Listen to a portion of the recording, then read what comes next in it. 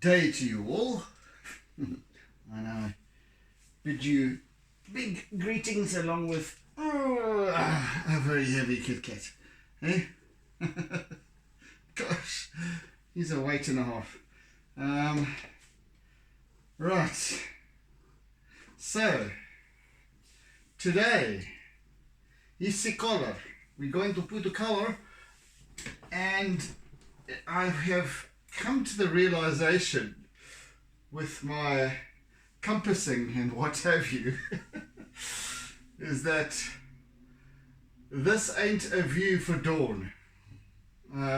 This is more of a it requires a dusk type coloration, purely because if it was dawn, the sun is coming up somewhere down there behind the mountains. That's east over there. So yeah, what we're going to be doing is the sun will be setting in the west, which is that away, almost perpendicular to this cross street over here. So I've kind of got some of the have to shift a little bit of the shading of the shadow area, light shade. In fact, we're almost right, actually. It's coming in from this angle, so we're there. Yeah, I had this whole, as I said to you, I think it was yesterday or the day before, about me and Cape Town. I get very, very mixed up with regards to direction, depending on which side of the, yeah, anyway. Oh, goodness me. Yeah, I can never tell where these places are. I've been there many times, but it just, still. Anyway, so with that in mind, it's okay. We just change the mood somewhat from dawn to dusk. So instead of this township waking up and getting on the move, it's actually still a similar mood. It isn't actually, but so the mood is now. Colors will remain very similar, in fact, because with the very early morning. So this is obviously, as I said, the Cape Flats. So this is very late afternoon. It was very early morning, and the sun has gone down such that it only is still picking up on the tops of the mountain range of the Hottentots-Holland mountains, and maybe just so there's still sufficient light to bring out a little bit of the vibrancy of the colors used in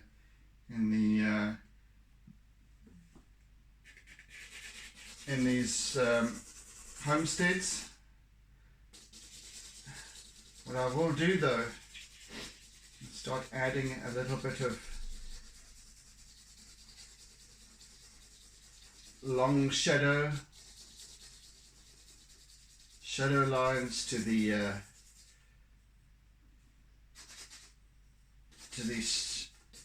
streets, especially these ones that are facing perpendicular, at least perpendicular. Oh yeah, I haven't woken up yet, guys. That are vertically opposed.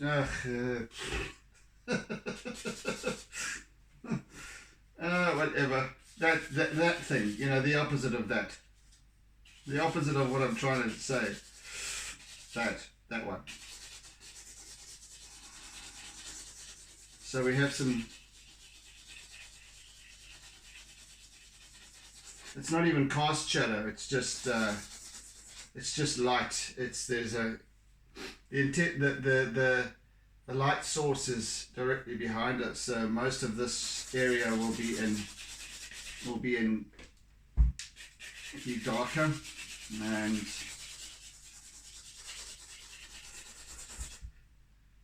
down here will be lighter. That. So I'm just setting the undertones here. So we've spent now on this piece, we've spent 3 days working with black and white, with charcoal, with a little bit of highlights in white.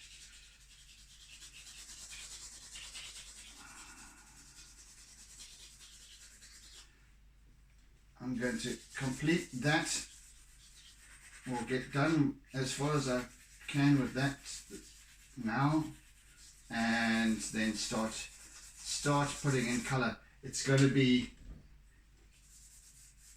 interesting, because I don't think that I need to put a great deal of color in.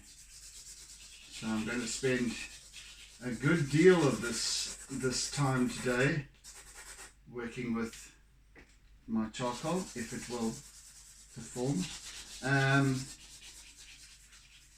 then towards the end, in the latter half of the session, I shall start to add in touches of color.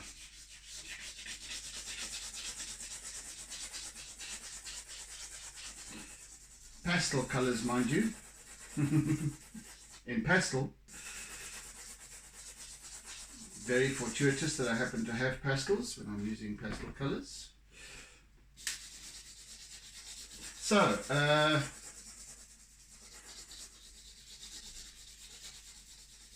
yesterday I didn't quite get to talking about the demographics of Khayelitsha.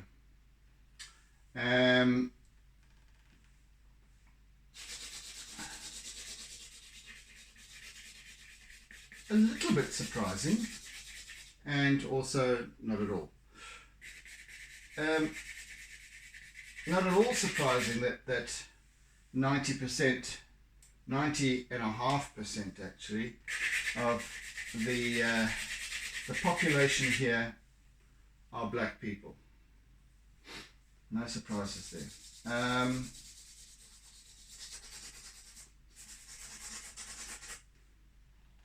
And this is based on surveys a survey that was done, I think in 2019, so not too long ago, a couple of years ago, and that was when it was established that there were approximately in the region of up to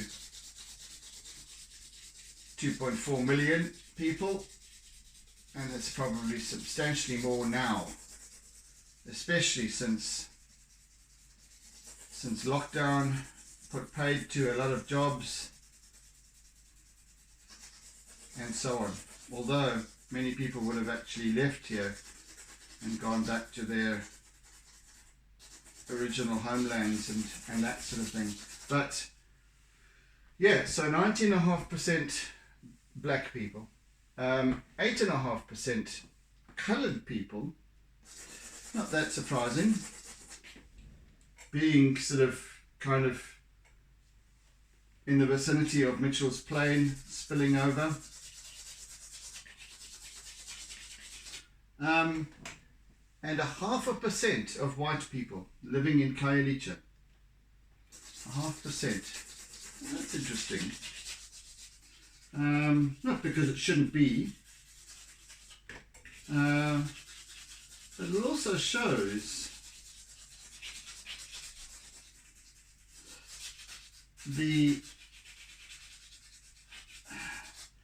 diversity of culture aspect to a place like this. It's not, and it's a very small, it's a pinch. It's the merest little pinch that goes into the great big pot that constitutes Khayelitsha. But it's interesting in that wouldn't have been the case in 1994. or any time prior to that, during the bad old days of apartheid. Most certainly not. The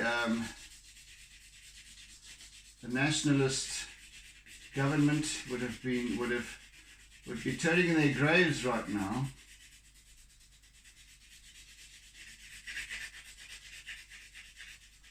P.W. Botha, more than most, to know that there was even 0.5% white people living in Khayelitsha.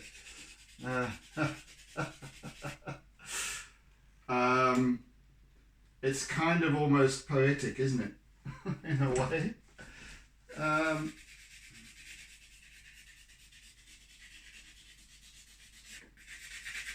So, which adds to the kind of color, the flavor of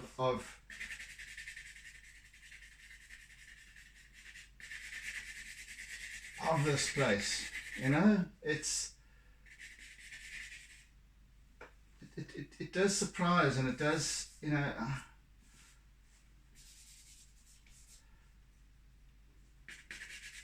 and then it also doesn't. You see, because we've been so accustomed to this racial aspect of things, and it's always getting in between everything. And I've come to realize that for the most part, it's actually contrived. And it's contrived by the few who want to use the race card thing, or the race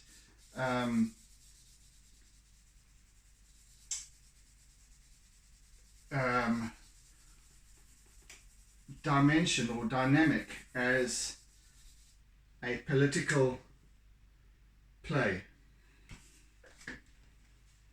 which is absolutely a load of rubbish. People get on, people get along, people make do. This is not the easiest of places to live by any means. And people here would share more than any other of the fancy white, the fancy well-to-do, so-called well-heeled suburbs such as Constantia, Bishop's Court, and those kind of areas, and you know,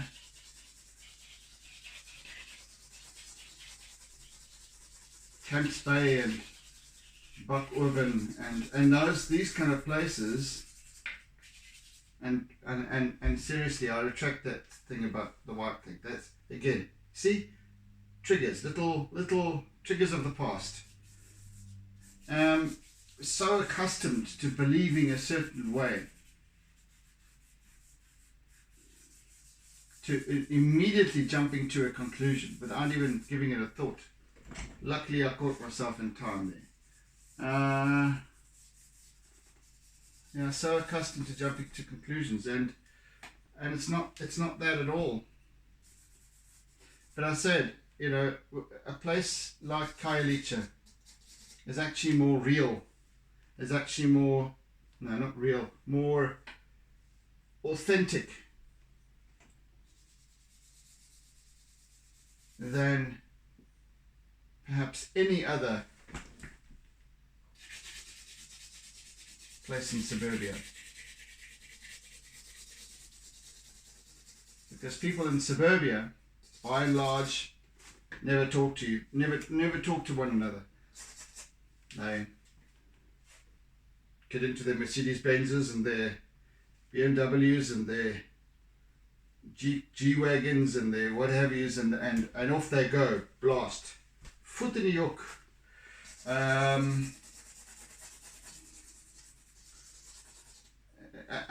best, maybe a wave to the neighbours. But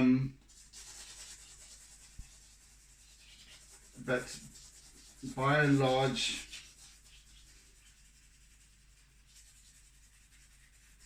you never see them over your 8-foot walls and razor wire and security companies as a buffer. Here, as I said, it's a melting pot. It's a potpourri. It's a medley of flavors. People are borrowing from one another. A cup of sugar, some flour, coffee, tea bags. People are borrowing from one another, helping one another, always talking to one another. Communication is you can see, there's no real privacy. I mean, besides obviously when you get into your little homestead, into your shack, you know, but then you've got these, you don't have brick walls like this thick. You've got at best panels that are 5 millimeters thick.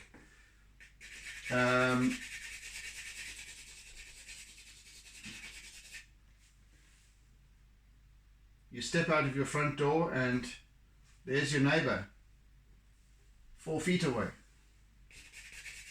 Not even that sometimes. You learn by need, by necessity, to work together, to accept one another. So this whole thing about xenophobia and what have you, it's not going on all the time in places like this. This place, Khayelitsha, is not erupting in a bloodbath every other day. People getting on with life, that's what it's about. There's no politics here. It's only the shit stirrers that come in their black SUVs from the posh areas where because they've got plenty of money, they've got all the money that they need, and they come in and stir up the trouble because they want the power. They want to retain the power, or they're looking for leverage, so they come here and they stir up trouble that doesn't really exist in the first place.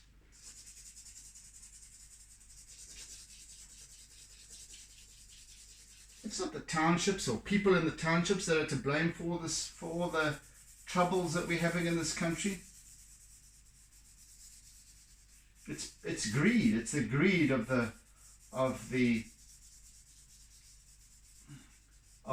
politics, of mismanagement, of corruption and all that kind of thing. And I'm sounding like I'm preaching on and chanting on about politics, but I'm not. I'm feeling a mood here, and I'm feeling a beauty in this place that we don't generally perceive because we think it's the others. We never really look at any truths. Because we are so consumed with the world that our existence, doing life our way, that we don't actually realize to take pause, to stop and have a real good look at this. Have a real good look. You know, most of us wouldn't even dream of taking a drive through a township, my goodness. And I'm not saying that only because I have.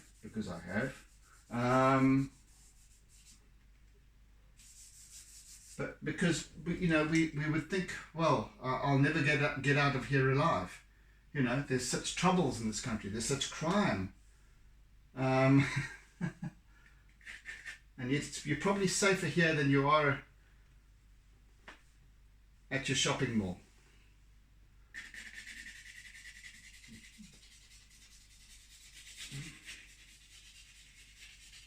You are safe. You are looked after.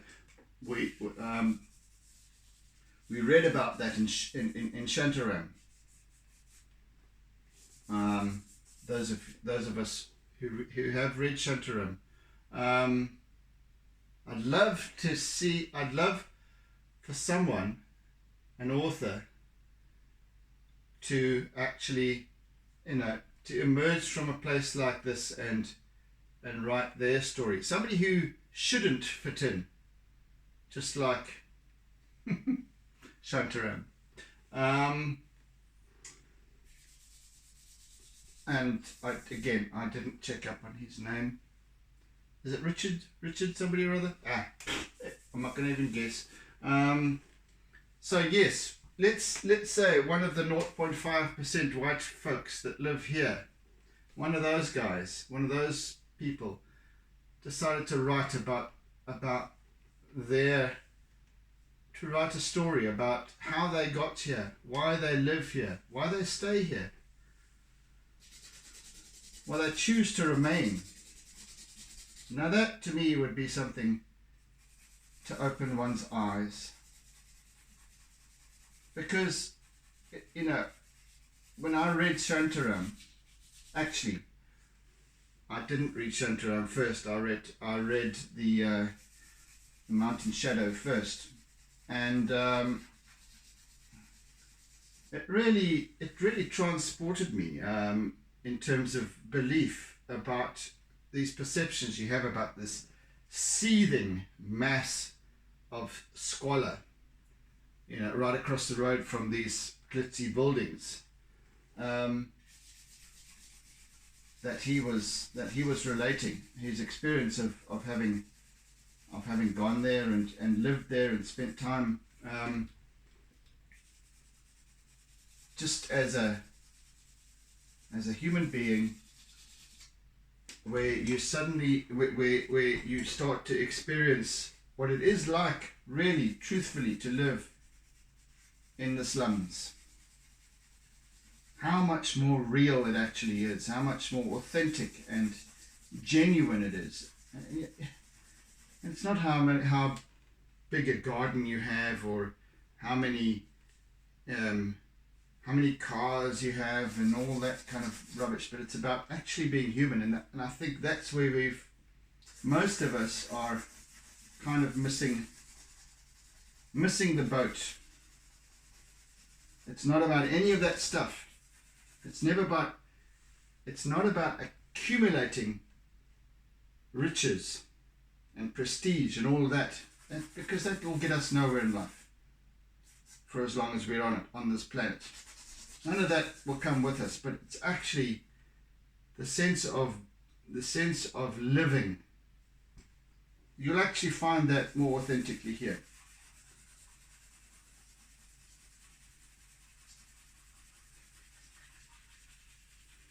So thank you, Art, for teaching me that new perspective. Yeah, just like the changing of the light from what I assumed was that the sun was rising in the east over there. Meantime, it's actually going to be rising in the east over there. So we've changed the perspective of light and light source and time of day from dawn to dusk.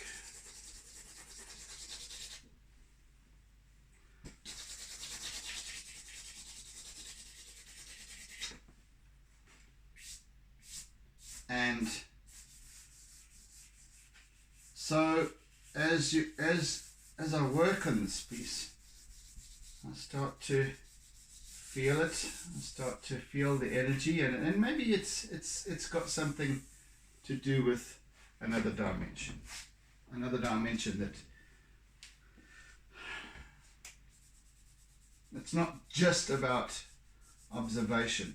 Well, it is kind of just about observation, but it's also about, it's not about necessarily just, this is what I'm kind of getting to all along, about allowing the artwork to tell its story.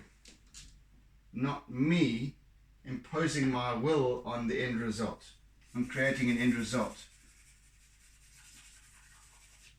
If I did, I would feel none of this. I would feel none of the story that I've been relating to you that is essentially coming out of nowhere. And I don't want to sound melodramatic about things. It's just how what I've realized as I've been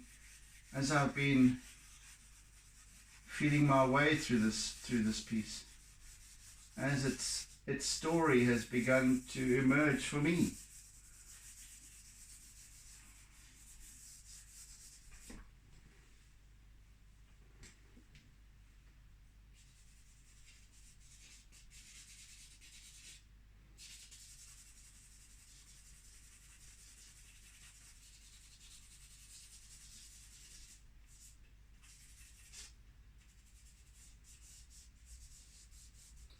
So yes, and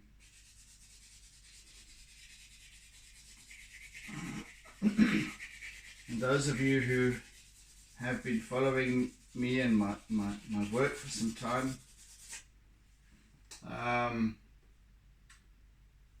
will also be able to see how my own perspectives as an artist have evolved along this journey.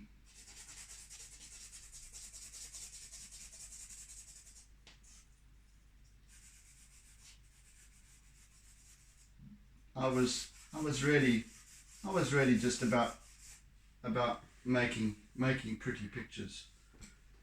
Well, interesting pictures, interesting images. It's during this process of my Artsy lockdown that I've actually learnt to observe on a completely different level.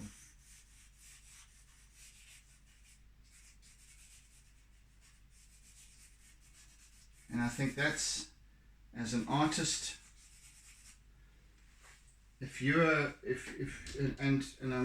getting a few more artists now subscribing to my YouTube channel, which is fantastic, because it's people who looking for tips and what have you, which is great, and I really appreciate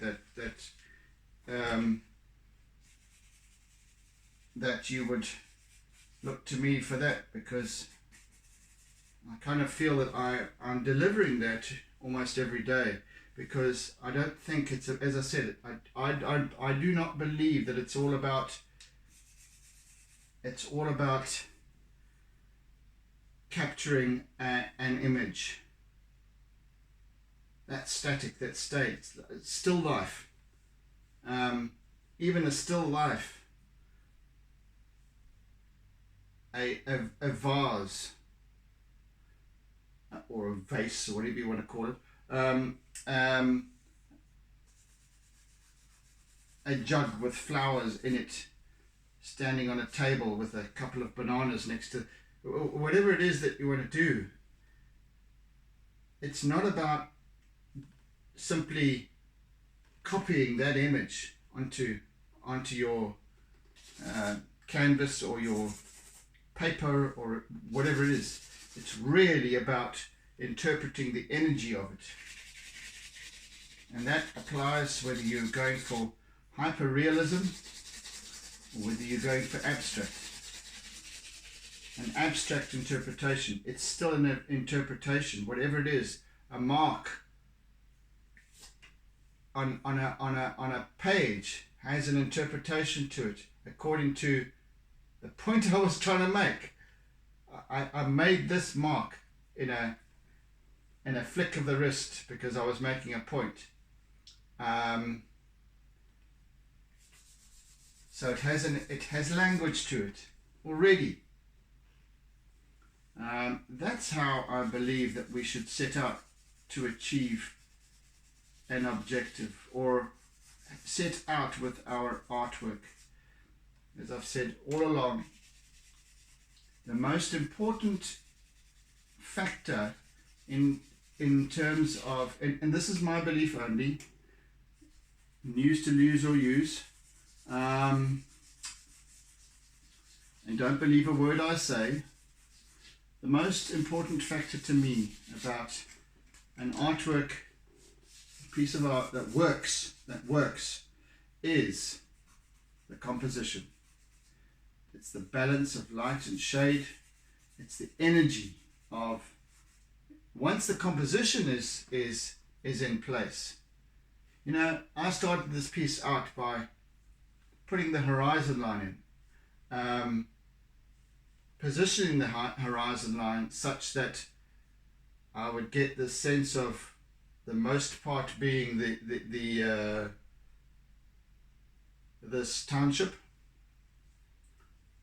the top part being this a sense of the vastness of the sky, and then these distant hills, these distant mountains of the Hottentots-Holland, and the Steenbrus dams on top of this slightly closer mountain. I'll get to that. Once that was established, I'm kind of just filling in the mood. Just filling in the mood.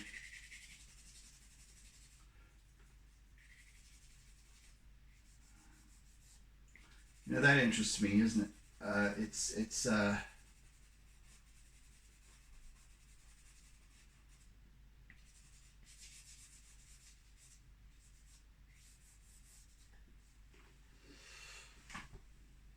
yeah. Anywho. Those are the kind of tips that I give. I don't need to really talk about technique, and I do share the techniques that I use and why I use them, etc. But the most important thing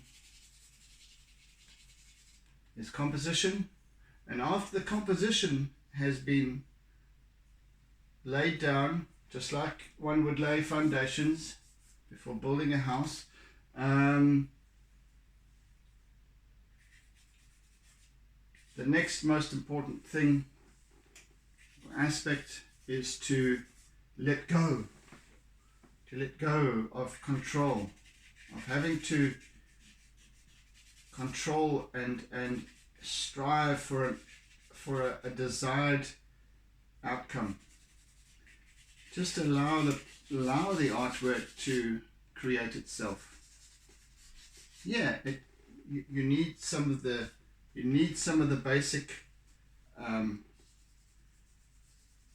principles of light and shade and all that sort of thing, and being able to create shapes,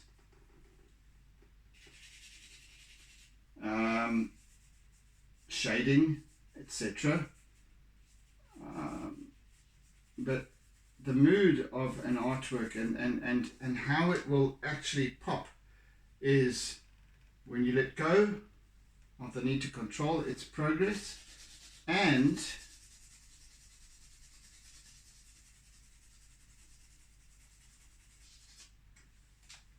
letting it tell its own story, allowing the story to emerge. It's not that simple. At least it's not that difficult.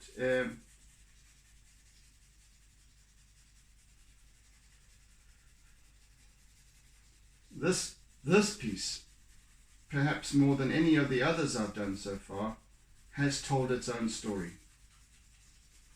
Goodness gracious me. I mean, it's been... it started telling me from the word go.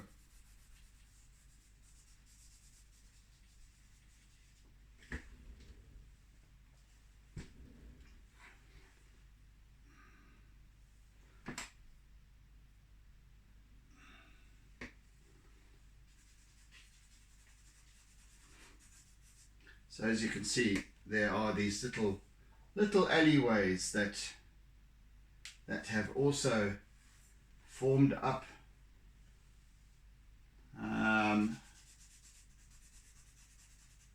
interjoining, intermingling, bisecting, dissecting, and there are others. There's a There's loads of these little alleyways.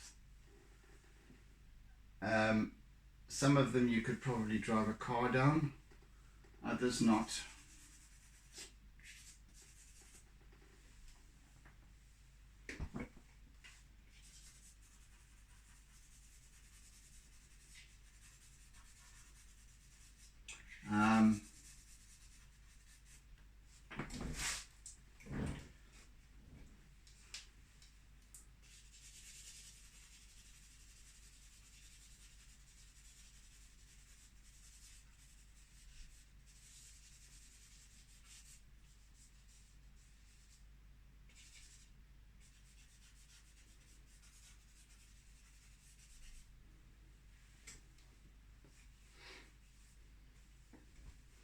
Yes, yes, indeedy. Let's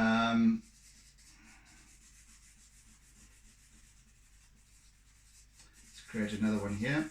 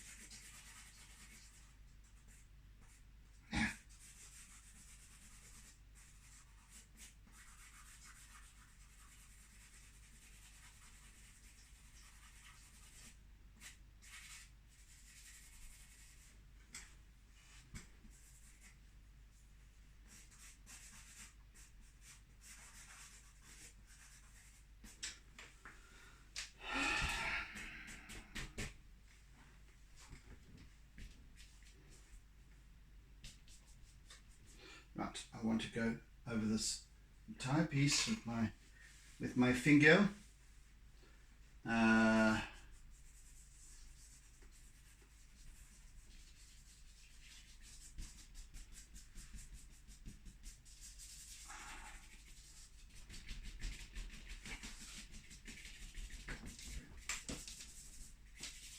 Again, I am going with the grain and across the grain, not angular, because I want to get this mass of almost geometric shapes all throughout this piece, and just to get some of that going. Right, let's just bring in that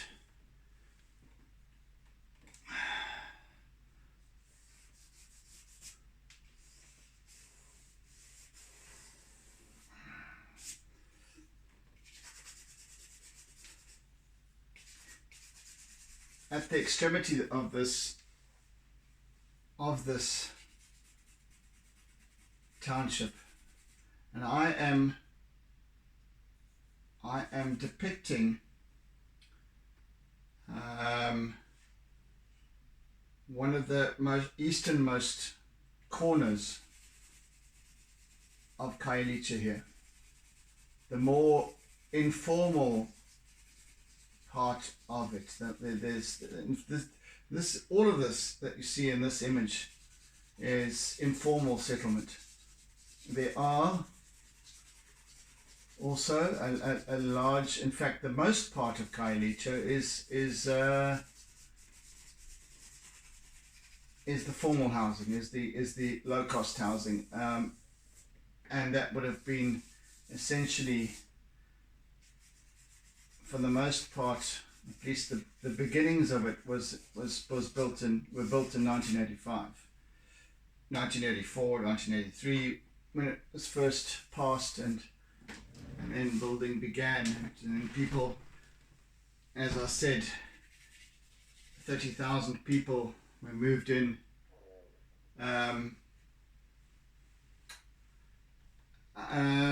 Forcibly, but not violently. They were moved from other areas. They were relocated.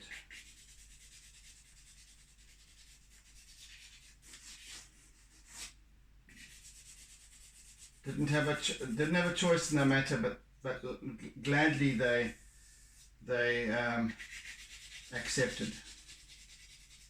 I mean, you're going from one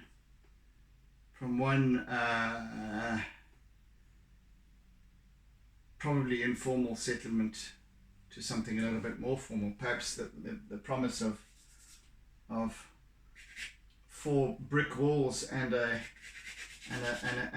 solid roof. Many of these roofs, incidentally, have tires on them to keep the corrugated iron down.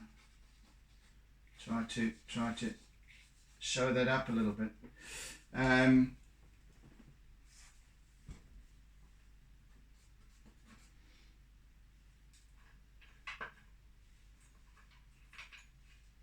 These places are extremely ad hoc, and there's no choice of materials. It's whatever you can find.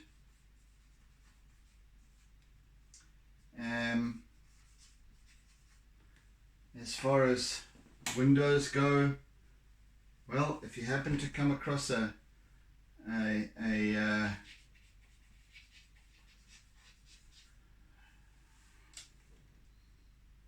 demolition site or something that there were some window frames there, doesn't matter the size, door frames, doesn't matter the size, the shape, you took it, you made it work somehow, and you put a little window in your house, your homestead, because you're making it yours,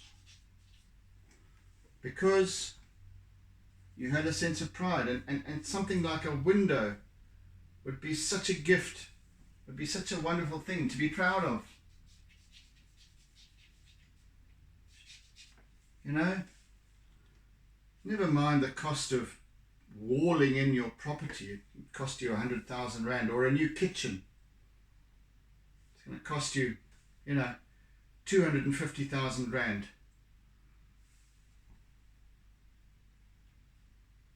It's not about it, it really becomes about the small things, the things that really make a difference.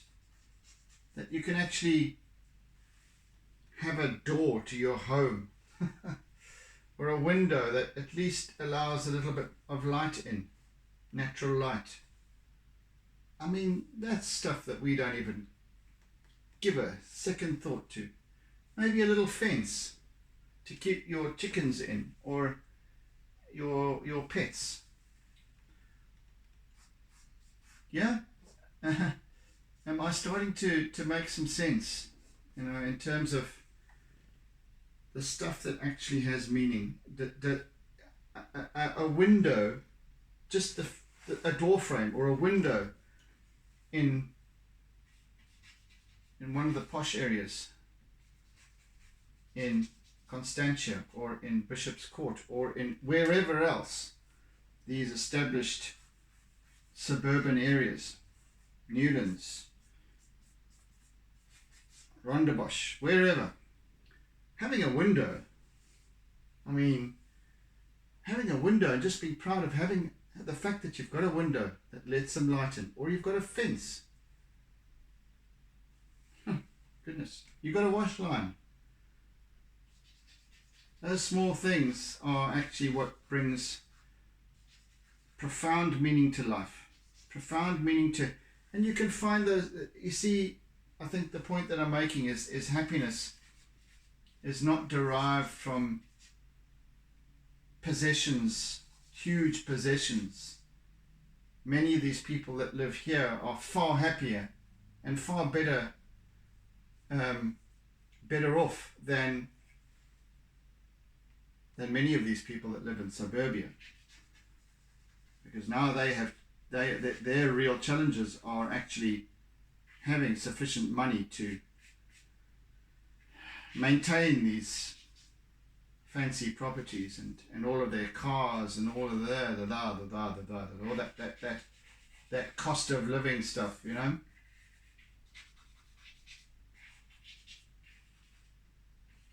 You see, so this piece has really got me thinking. That's for sure. I'm sure you can tell. It's got me thinking about the stuff that matters.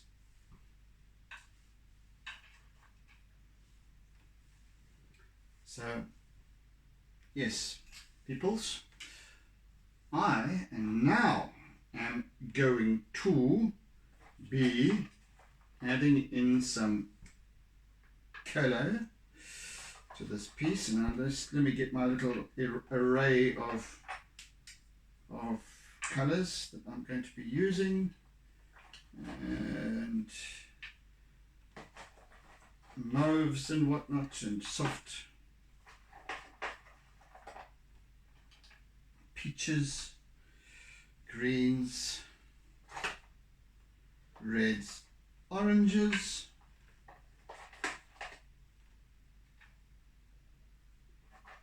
yellows, and ochres. Right, I think we have enough to get going with now. What is in here? This little packet that I bought the other day. Ah, there's some nice new colours as well, which I shall use. Rightio then, but first, and I didn't set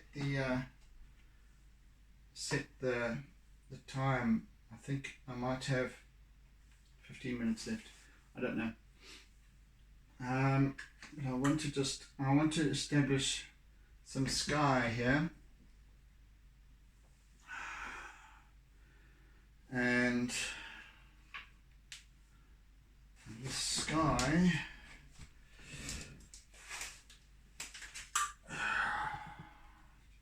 down there is not this. It's not even a pale blue. It's got other colors in as well. It's got pinks, but it's facing towards the sunset, so it's not like we have that wonderful morning glow, but we've got this lovely reflection that is the, because don't forget the setting sun is behind us now. It's that way. So whilst we still have a wonderful blue that's just starting to turn to indigo, but don't forget it's not dark yet. So the sun is still bouncing off the little particles of light in the sky towards the east. So it's still blue. It's still blue.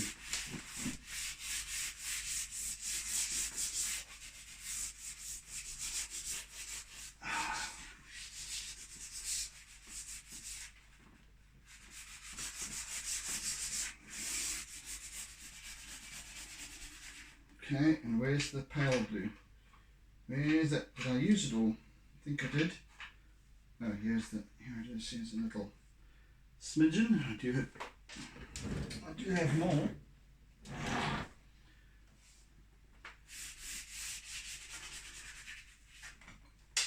Okay, bugger you. I'm going to use the new one. If I can get it to peel.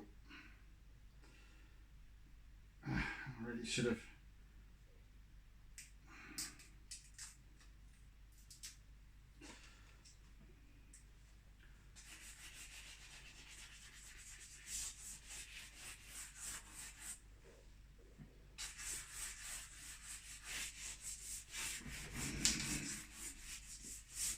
Might only have time for the sky today.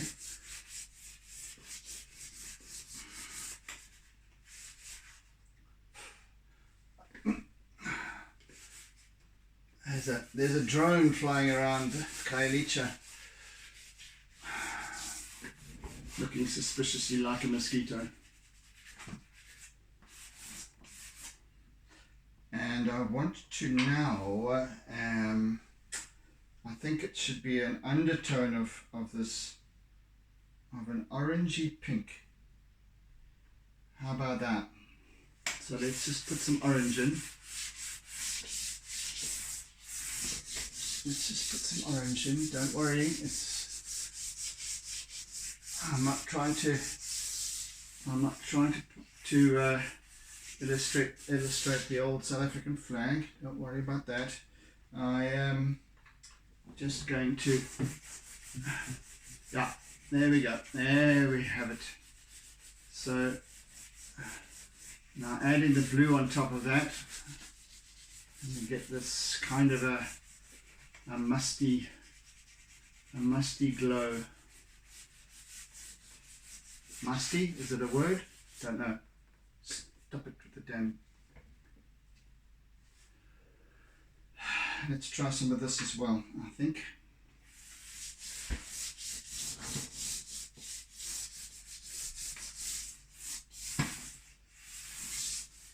This is more of a magenta. And I'm being quite bold with it. Fairly bold with it anyway. But we'll establish that reason for that. Now, let's hit it with a little bit of aqua as well.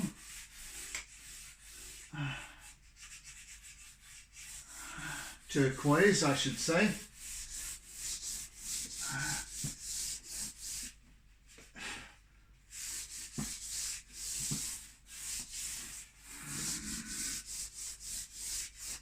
Okay, and blue. I'm actually going to hit it with some white on top of all of this as well.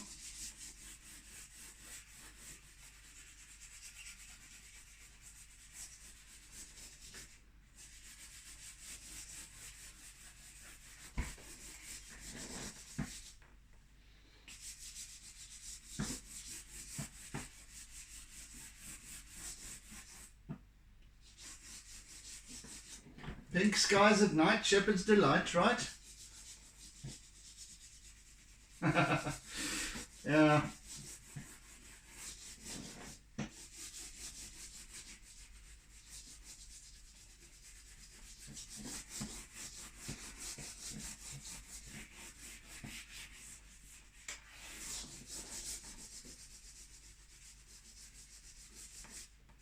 In actual fact, the sky would subtly darken as we head towards the west. This is still, I mean, we only have blue sky because of reflection and refraction. The light reflecting off the countless trillions of particles of light, of particles in the air, hanging in the air, that causes that blue color. Many of you know this already, and I am just saying.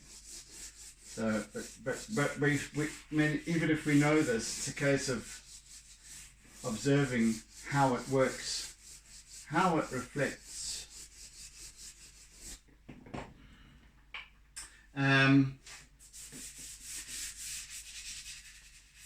Because once the sun sets, all of a sudden we don't have blue sky anymore. And suddenly we can start to see the stars. It's like many of us would have seen most of us would have seen the moon when the sun is already up in the sky. Especially the full moon. It's quite clear and white against the blue sky because it's reflecting. It's a bigger source of reflection.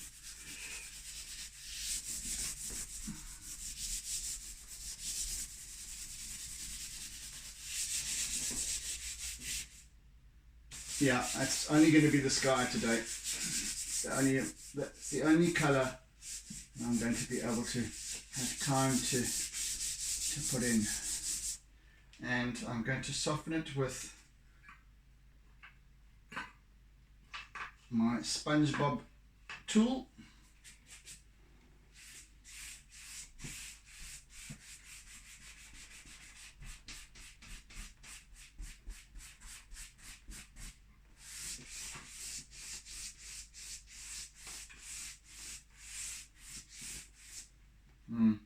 And now I want to add a wee bit of white.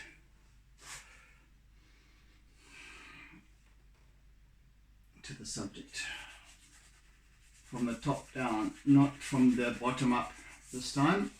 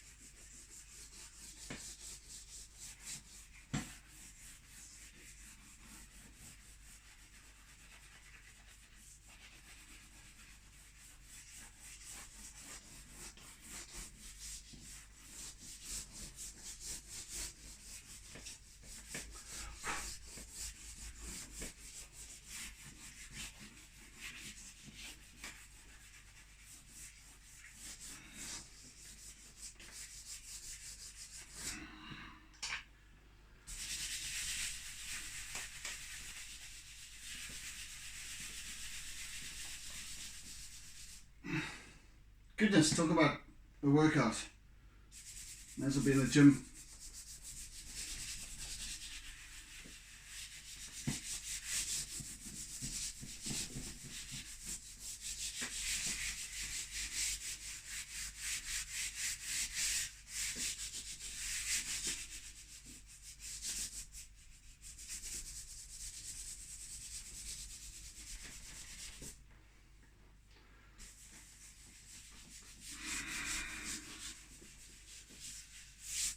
In fact, I'm going to use my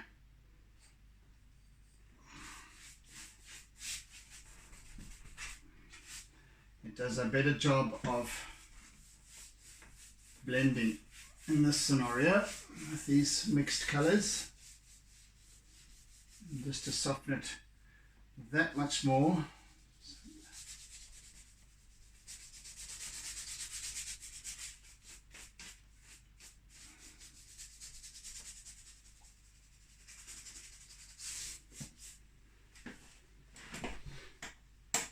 There we have it.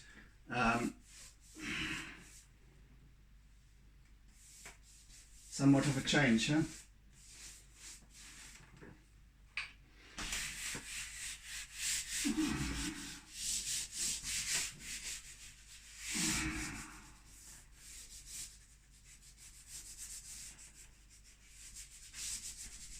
I think we'll leave it there for today. Let's put this little thing back in my hat band. There we go. We've probably got blue all over my hat now. Anyway, but there it is. Okay, guys. We shall complete this piece tomorrow by bringing in those wonderful colors of creativity. I actually always, whenever and obviously living in Durban, it's we're an East Coast city, and I've always loved that time of day, late afternoon, perhaps a bit earlier than this, late afternoon, when the sun is catching and you're on the western side of the city, and how the sun catches the buildings, and you get these wonderful pastel tones. I've always loved that. There's that sort of sundowner time, energy shifts, energy slows down, the pace of everything. People coming home. In this instance, people now engaging with their families and loved ones, and petting their animals or whatever it might be, sharing what their day was like. It's that kind of vibe. Getting the stove going, having a beer. I don't know. So that's been now the change of pace that we've had. This shift of energy that has been necessitated by my misinterpretation of the time of day. Anyway, we'll work with that tomorrow. But so yes, thank you for bearing with me today with all of my mental meanderings. It's and I'm chuffed with the way this piece is coming together now. I'm intrigued by the story that is unfolding, or that has unfolded throughout. So yes, thank you for joining, thank you for sharing, thank you for caring, thank you for your comments, etc. To new people that have joined on, subscribing, hit the bell icon, etc. to wherever it is, I don't know where it is, to get a notification once I've uploaded. So yeah, thank you once again. Have a fantastic day further. Oodles and oodles of toodles. Bye folks. Take it easy, be good, be kind, be loving, and see you again in the next episode. Bye. But always doodle.